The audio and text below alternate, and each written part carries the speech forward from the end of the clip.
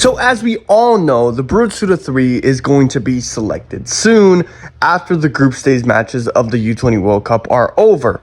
But I really do think that during the U20 World Cup games in the group stage, I think sometime we'll cut back over to the Brutsuda 3 being selected. And so that's what this video is about. If you guys like this type of content, please remember to like and subscribe. Without further ado, let's get right into this video. Since my boys Rafinha and Yamal did not win the Ballon d'Or, I'm stuck thinking and coping and going back to my dogs Nagi, because at least he is confirmed to be coming back in Blue Lock. So there's something going right in my life.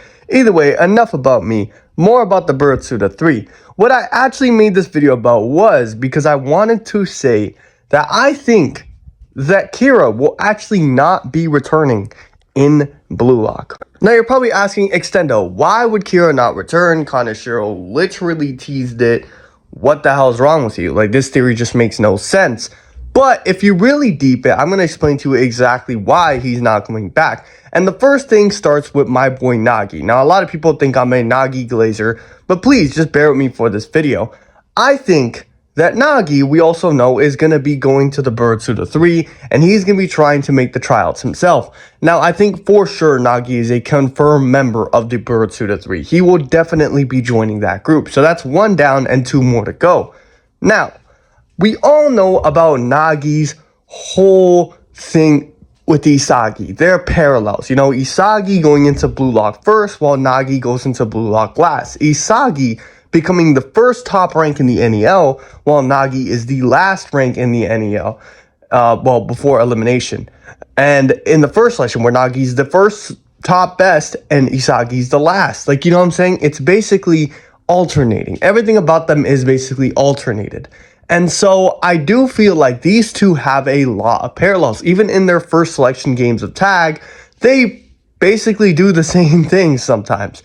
But either way, I think that because these parallels exist, I feel like Kaneshiro purposely put Kira in this position. Another position where he gets the chance to make it back into Blue Lock, and he's going to be met with Nagi this time instead of Isagi. Now, of course, I have no idea how Kira is going to act towards Nagi, but I do know for sure that Nagi is going to be the one to eliminate Kira. That is ultimately where my theory is going. If you guys know about the first selection, if you guys have already started reading Blue Lock, which you probably have if you're watching this video, you know that in the first episode of the series, Kira is the one that gets knocked out by Isagi. Now, I feel like a perfect full circle moment that will happen here is that I think Kira is only thrown into this to get knocked out by Nagi this time to symbolize their parallel, and how Nagi, in that moment, Isagi gained his ego,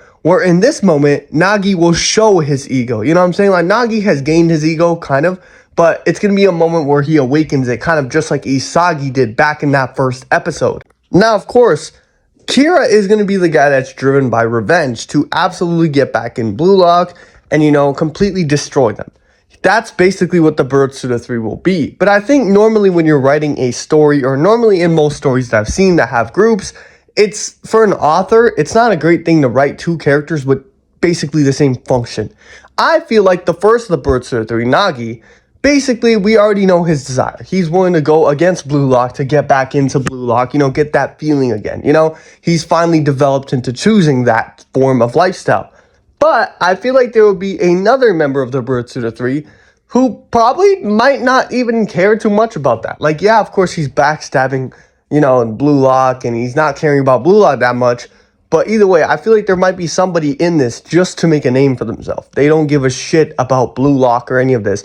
They're just here to make a name for themselves.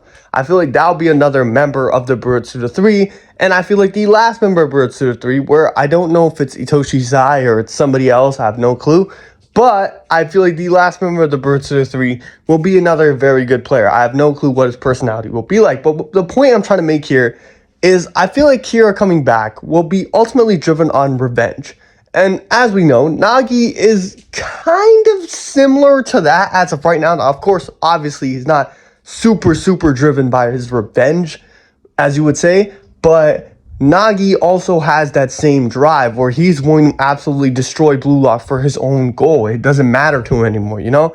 So I feel like having two characters like that in the same environment would be interesting to see them interact, but having them both, I just don't see Kaneshiro having both of these two into the Bird 3 and into the series long term, especially Kira, because he was eliminated in the first chapter, in the first episode. Another reason why I don't think Kira has any chance of returning to Blue Lock is because simply the level we're at now, it's like players like Onazi, who would have been good back in like the first selection level, where I think is also around Kira's level as the Jewel of Japan, as you would say.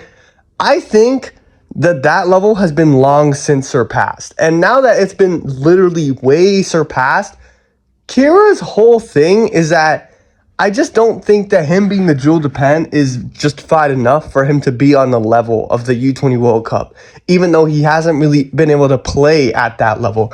Now, of course, I think Kira has been training with the Japanese, team back when the series first started. He was training with them, but it's already established that the Japanese players, national players, they're not that good. Like, Ego literally insults them to his face, saying, yeah, these guys are literally losers. You can call them your friends or whatever, but they're literally losers. Blue Lock is about to replace all of those guys. So, you know what I'm saying? Even though Kira did train with them, I wouldn't say that proves him to be U20 World Cup level. I feel like he'll be a good player nonetheless. He'll be good. He'll show off his skills, how good he's gotten. But ultimately, it'll be the same story. I feel like Kira will get outclassed by Nagi or whoever else is there. And he's going to make another mistake, which he's probably never going to learn from. And then just ultimately be kicked out for good this time. But yeah, man, let me know what you guys think about this theory down below in the comments.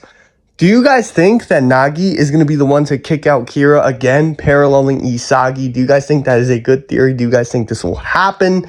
Let me know all of that in the comments. I love to hear your comments. Yeah, man, I hope you guys all have a great day. Please remember to like and subscribe. Bye-bye.